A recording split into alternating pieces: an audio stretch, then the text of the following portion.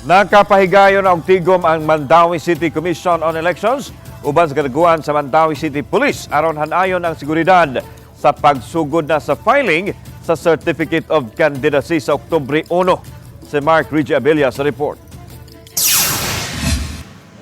Karong adlaw, Biyernes, inanay ng midaghan ang mga Mandawihanon nga nagparehistro sa COMELEC. Matod ni Jacqueline Riuan, election assistant sa Mandawi City COMELEC, nga mas daghan kini itandi sa mga nagparehistro sa COMELEC sa Mandawi City Sports Complex sa miaging semana. Gipahibaw usab ni Riuan nga sa katapusang adlaw sa registration, himuon kini sa usa ka mall sa Dakbayan sa Mandawi. Really available ang complex ana nga pizza. So adto mi dito kay mas comfortable dito.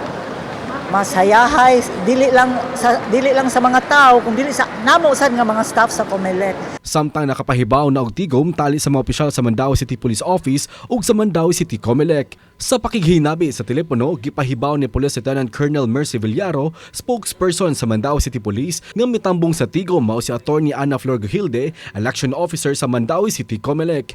Bisan kung walay nakitaan nga init nga panagbangi sa politika sa Dakbayan, gipahibaw ni Villaro nga ipatuman gihapon nila ang maximum deployment sa kapulisan. Sa Oktubre 1, 5 ug 8, ipahigayon sa Mandawi City Sports Complex ang filing sa COC. Samtang sa Oktubre 2, 3, 4 ug 7, ipahigayon ang filing sa COC sa buhatan sa COMELEC. Although nga walay man di sa mga history diri sa Mandawi nga during sa filing, wala man jud na siya mga kagubot na itabo history sa mga reported ba, wala tayo reported even before. So padayon naghapon, mohatag naghapon mig maximum deployment. Kauban si Marlon Melgazo, Mark Reggie Abella. Balitang Bisdak.